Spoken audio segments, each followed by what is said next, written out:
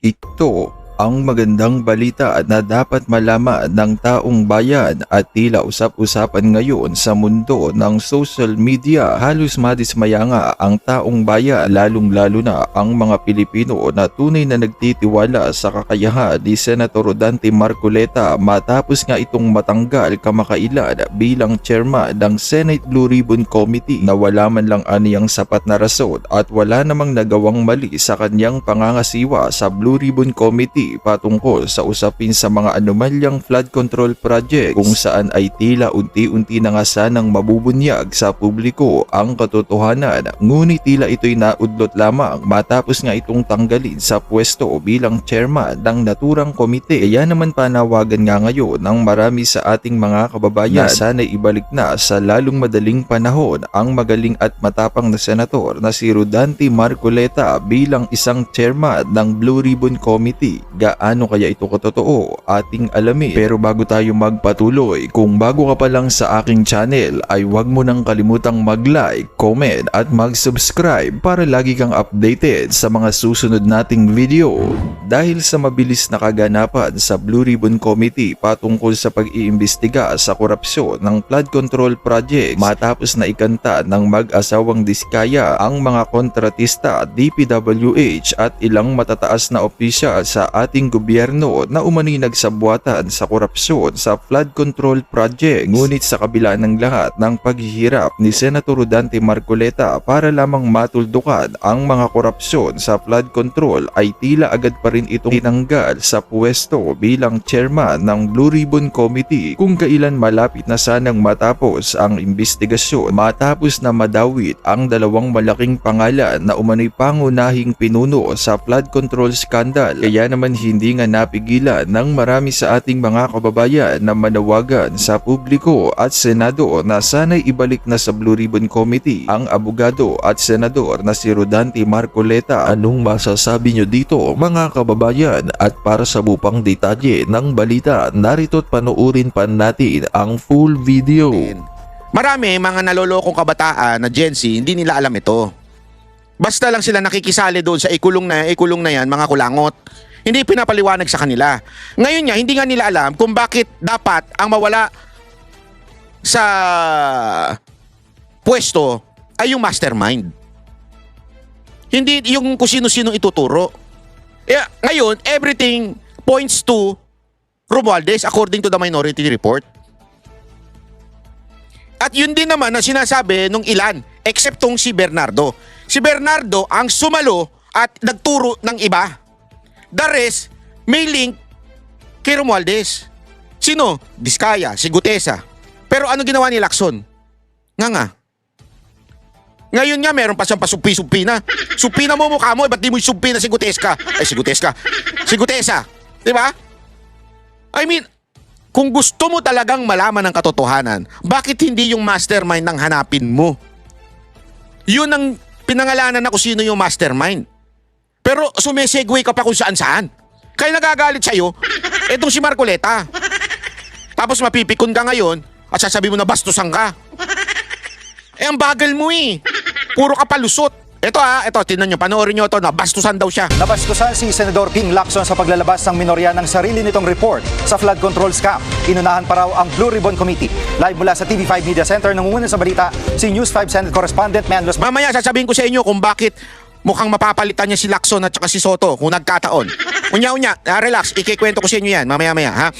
Pero wag niyo munang kalimutan mag-subscribe kayo. Daming nanonood din nakasubscribe. Walang jo.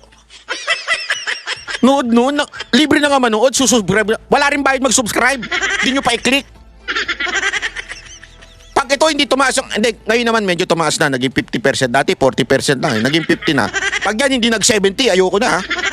Subscribe lang, dali-dali na, kiklik nyo lang. Alam ko naman, alam mo, 70% na nanonood sa YouTube channel natin, nasa cellphone, wala sa TV. Sa cellphone ang dadali mag-subscribe ganun yun, isang pindot nyo lang. Pinagagalitan yung mga nanonood. Siyempre.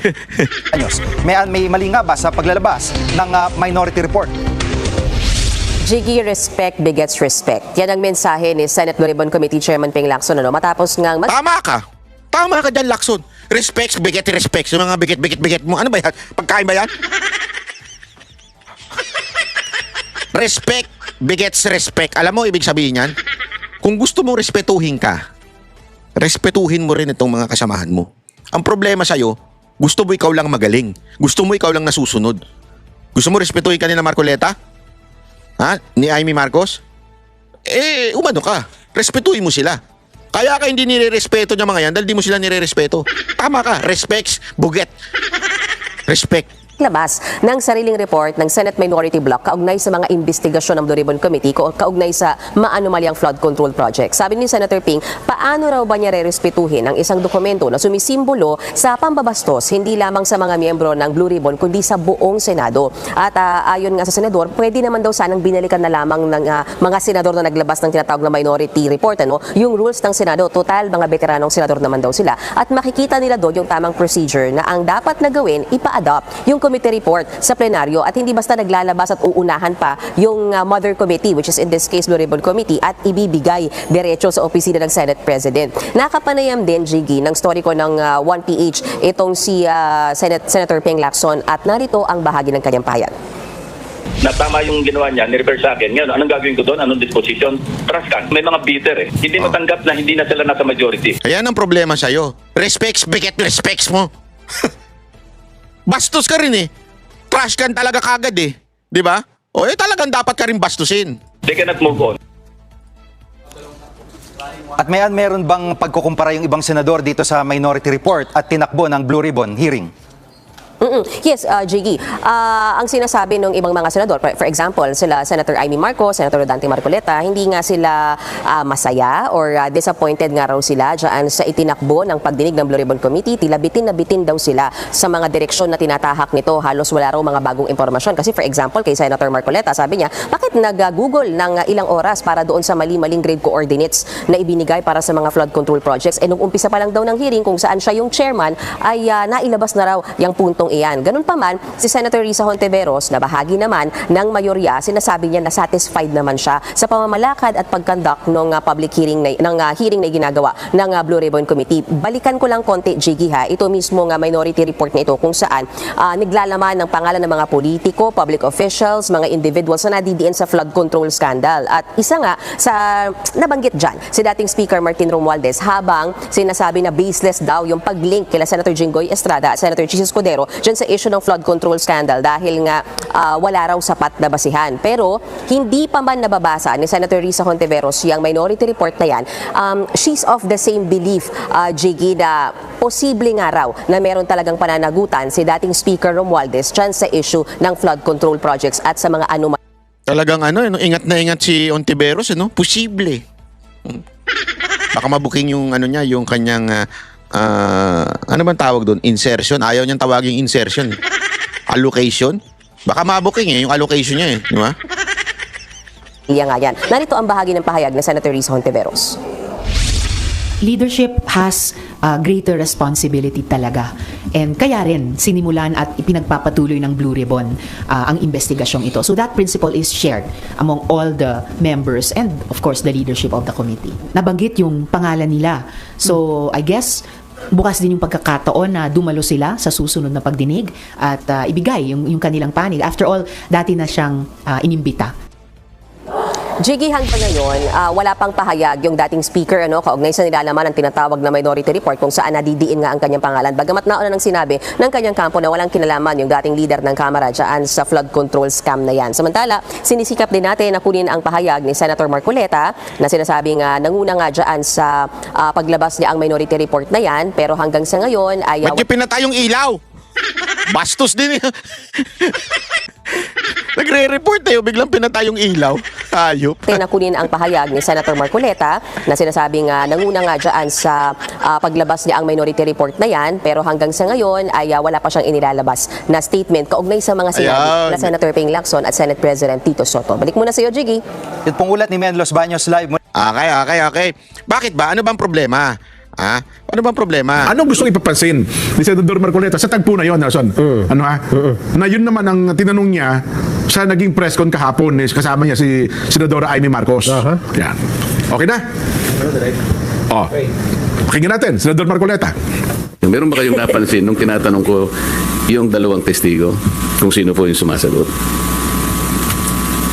Kasi po kung nagtatanong ang isang katulad namin at dinidirekta yung tanong sa kanya, dapat siya po yung sumagot, di ba? Maiwanan na po natin yung kung hindi nyo napansin. Ang ibig ko lang sabihin dito, Tanga-tanga naman ng mga media, hindi napansin. Ganyan na ba talaga ang mga media natin ngayon? Galing-galingan na lang? tinatanong ko po siya, bakit kaya kayo napunta doon kung ang inyong layunin lang pala ay ituro yung Diskaya na sila pala yung ginamit na nagpapaalis sa kanila dahil yung daw bagong may-ari kailangan na yung bahay at humihingi sila ng ilang panahon pa lang dahil napakahirap maglipat ng kanilang mga gamit. So yung pala si Diskaya lang pala yung itinuturo na siya yung nandun. Ayaw namang aminin ni Diskaya na hindi nga ako nakapunta dyan sa South Forbes na yan. Ba't ako na naman ang tinuturo ninyo? Pwede ko po bang malaman, kayo po nagtuturo kayo, nakatakip ang mukha nyo. Ako po na tinuturo nyo, wala bang karapatan na makita ko man lang ang mukha nyo. Ayaw po, hindi rin pinaalis yung mga maskara. Pero ang isa pong importante doon na dapat napansin nyo, yung sinabi nilang address, 30 Tamarind Street. Kung napapansin nyo, yun ay bahagi ng paglalahad ni Saldico na sinabi niya yung isang 1 billion. Yun po, naguluto rin, humaba no? Ang simple lang naman tanong ni Senador Marcoleta. Pansinin niyo lang po, ito lang gusto niya sabihin. Sa akin pong pagkatanong, sa halip na yung dalawang witness na sumagot, hindi po sila sumasagot, kundi si Senador Ping Lacson na chairman ng Blue Ribbon Committee. Naku, Yun lang patay naman. kayo. Patay kayo dyan. Ha? Dahil sa ginawa nyong yan, baka sabihin ng ni Lacson, bastos kayo. Hindi, ano ba yung sinasabi niya? No? Ano ba yung sinasabi ni Marcoleta? Ito, pakita natin. Meron ba kayong napansin nung tinatanong ko yung dalawang testigo kung sino po yung sumasagot? Sino yung may-ari ba talaga nung bahay na yon? I will answer that. Ang may-ari po dati, Doris Magsaysay Ho. And you were there as what? Staff ng tenant. And allegedly, ang bagong owner is Martin Romualdez. Yun ang sinasabi. Yun ang sinasabi mo kanina? Yes. At referring to Diskaya? No, based on documents. Sandali. Ladies and gentlemen, ang tinatanong po dito ay yung dalawang witness na binitbit ni Lacson. Kasi kailangan natin malaman, hindi porket binitbit mo Lacson, credible na. Ha? Kasi nga, again, what is wrong? Bakit nila sakyan natin yung binitbit ni Lacson? Kasi nga, dito malalaman mo na tila, sandali. Bakit para bagang ang tinuturo nung dalawang witness na yon ay si Diskaya ang na-meet at ang bumili si Romualdez. Pero pag tinanong mo si Diskaya, sinasabi niyang, hindi ako nakapunta doon sa sinasabi ninyong bahay. So in other words, yung testimony nitong dalawa, instead na makatulong para kumunik si Romualdez dito kay Diskaya, parang pinabubuking nila na wala pala namang ganon na eksena. Ibig sabihin, kesa na sana lumakas yung para bagang nagdala ka ng fake evidence sa court. Parang ganito yan, mga kababayan. Di ba sa court, napaka-importante ng ebidensya. Pero it is also important yung handling of the evidence. Pag mali yung handling of the evidence, madalas nadidismiss yan ng technicalities. Kaya nadidismiss minsan ng cases, it's because of technicalities. Mali yung pang-handle. At alam nyo, ginagawa ng ilang mga tiwaling pulis yan. Pag nakahuli ng droga, kasi may proseso kung saan dadalhin yung droga. So ang mangyayari, imamali lang ng konti yung handling nung evidence. Pag namali yun, it will no longer admissible sa court. So, papalya ngayon yung case. Parang ganito ang nangyayari, parang pulis na ang discarding nangyayari na to. Na nagbitbit ng dalawang ebidensya, which is the witness, the two witness, but on this witness, sablay yung kanilang pag-handle ng evidence, which is, sabi nila, nakita daw nila si Diskaya at siya ang nakikipag-deal, siya ang construction noong time na ginagawa yung supposedly biniling bahay. Dininay ni Diskaya. So therefore, hindi totoo yung sinasabi nitong dalawa. Therefore, walang kinaugnayan si Romualdez. Tama, mali. Kung tanga ka, iisipin mo, okay tong witness. Pero kung matalino ka, mabubuking mo. How would you know kung mabubuking mo yung witness? Number 1, bakit nga ba nakakover? Number 2, tinatanong. Iniimbestigahan, tinatanong ni Marcoleta, sino sumasagot? Si Lacson, hindi ba alam nila yon? Hindi ba nila alam yung sagot? Bakit ikaw sumasagot, Lacson? Booking na booking dito Ulitin natin Kayong napansin nung tinatanong ko yung dalawang testigo kung sino po yung sumasagot? Sino yung may-ari ba talaga nung bahay na yon? I will answer that. Ang may-ari po dati, Doris Magsaysay Ho. And you were there as what? Staff ng 10. Stop ito eh. Alam nila, kilala nila kung sino may-ari. Bakit ikaw ang sumasagot? Baka magkamali? Baka magkamali ng bitaw ng pangalan? And allegedly, ang bagong owner is Martin Romualdez. Yun ang sinasabi. Yun ang sinasabi mo kanina? Yes. At referring to Diskaya? No, based on documents. Thank you for the explanation, Mr. Chair. Kasi po, kung nagtatanong ang isang katulad namin at dinidirect. Nagigets nyo? Again pwede sila magtanong dun sa kung sino man yung resource person or witness na dinala. Yung tanong sa kanya, dapat siya po yung sumagot, di ba? Oh, yan ang nakakapagtaka. Kaya, no wonder naglabas ng minority report si Marcoleta at si Senator Amy. Kasi nga, may problema doon sa pag-handle at inunahan na nila ng labas. Bakit takot na takot ka, Lacson? Alam mo kung bakit? Kasi, mukhang mabubuking ka sa mga pinaggagawa mo. Ngayon, eto ladies and gentlemen makinig kayo mabuti. Makinig kayo na mabuti. Dahil diyan, posibleng mapalitan si Lacson at si Soto. Paano nangyari yon? Pakinggan na natin ng isang veterano. Hindi ito hindi ito Duterte, ito ay Pinklawan. Alam natin kung sino ito.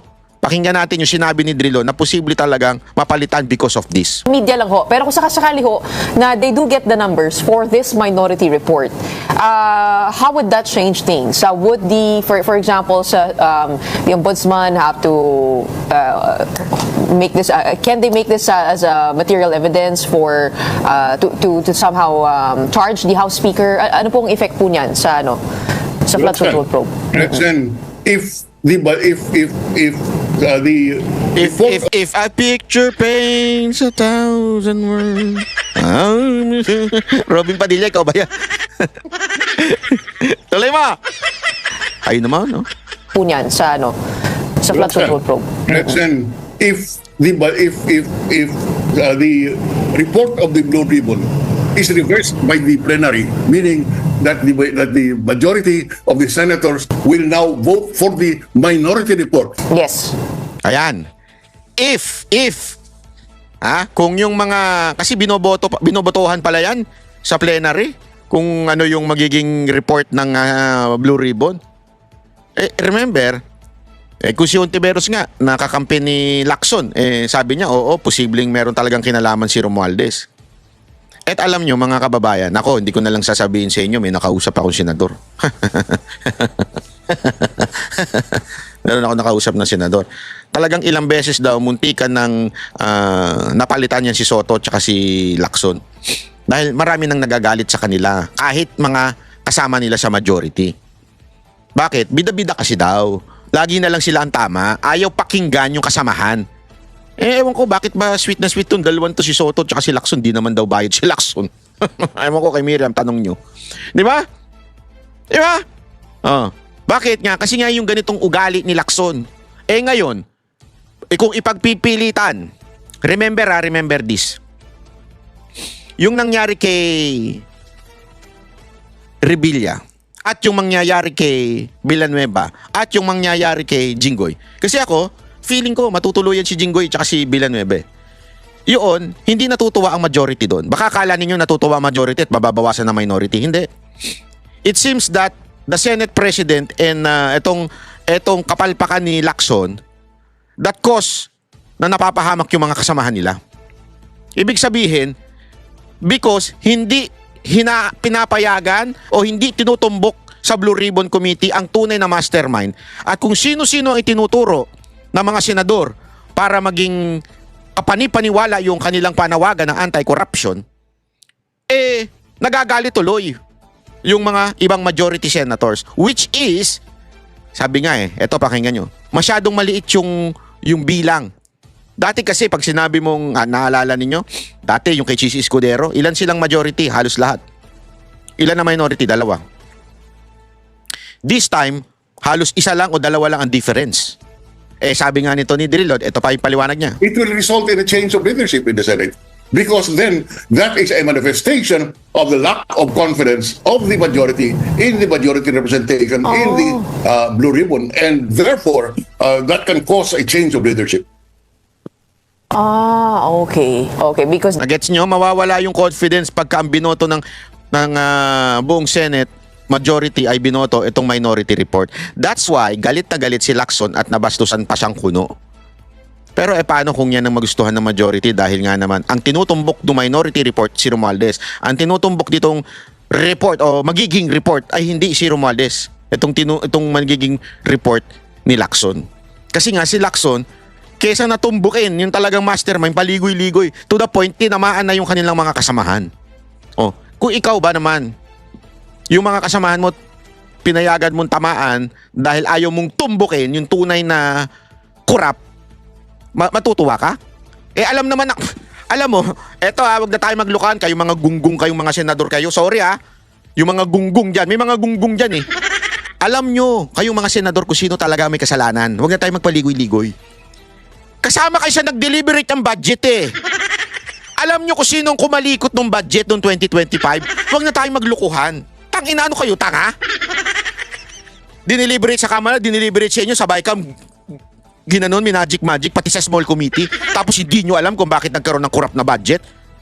Ginagago nyo yung mga Pilipino. Pero sa tingin ko, alam nila kung sino. Kaya alam nila kung sino talaga yung tunay na corrupt. Alam nila yan. Ang problema, itong si Lacson, mukhang iniilag niya. Kaya nadamay na ngayon yung mga ibang senador. they have the numbers for this report. Obviously, they have the numbers to reverse what, say, Senator Lacson and his colleagues in the majority writes in the committee report. If that is in effect reversed in plenary by a majority of the senators, then it is a clear indication of loss of confidence, and therefore the reorganization of the Senate becomes a consequence. And so do you think that's the real thing that's happening behind this report? There's a crisis of sorts at a tug of war in the Senate leadership. You know, that's a conclusion challenge. that I don't want to get into. But what I can tell you is that the majority in the Senate is very thin. Manipis po. Ilan mo yan? What you need in the Senate is at least 13 votes to have the majority. Right now, I think it's 15-9, if I'm not mistaken. And therefore, the hold of the Senate majority is very tenuous. It can change. That is why there is so much instability there. You keep on hearing about coup d'etats in the Senate because the majority's number is tenuous. Can you imagine? I mean, let's call a spade a spade. A member of the majority is Senator Pia Cayetano. Senator Alan Peter Cayetano is in the majority, is the minority. Suppose Senator Cayetano aspires to become Senate President. What do you think will be the vote of Pia? Do you think he will vote against the brother? Of course not. So that only demonstrates what I am saying, that the manifest po yung mayorya, the majority is very tenuous. So malinaw na malinaw mga kababayan. That's why the title of this video is mukhang mapapalitan. Kasi booking na booking po Alam mo yung ginawa ni Lacson ng pagbitbit ng dalawang witness? Naku po, patay tayo dyan. Kesa na umangat yung kanyang tiwala ng mga kasamahan niya sa kanya, lumubog. Siyang sumasagot siyang sumasalag. Kaya siya galit na galit at pikon na pikon dito kay Marcoleta at kay Amy kasi nga binuking siya. Laman ng balita to ngayon Binuking siya. Sa social media trending na trending yung pagsagot ni Lacson Itong video na to, trending na trending to. Meron ba kayong napansin nung tinatanong ko? Yan, trending na trending yan sa social media. Halatang halata, Lacson, alam mo halatang halata ka na. Kung ako sa'yo, bumitaw ka na lang. Tulad ng ginawa mo na dating kaartehan mo, kadramahan mo, nabubabitaw-bitaw ka pa. Pag tuloy mo na, iinarte ka pa Dami mong alam Tuloy ka, ibigay mo na lang kay Marcoleta para tapos na usapan. Bakit tayo niyo ibigay kay Marcoleta na matumbok na natin kung sino talaga may kasalanan? Hanggang si Lacson ang nakaupo dyan sa Blue Ribbon, hindi matutumbok ang tunay na mastermind ng flood control scandal. Tandaan nyo yan, itaga nyo sa bato. Ilagay nyo dyan si Marcoleta para matumbok na ang flood control scandal na yan kung sino yung mastermind. Puro kayo kagaguhan dyan Gago! Yan ang katotohanan. Ha? Okay, maraming salamat po. Hindi po ako galit. Kaya naman anong masasabi mo sa balitang ito? Kung mayroon kang hinaing at komento ay mag-comment ka lamang sa ibaba ng videong ito. Maraming salamat.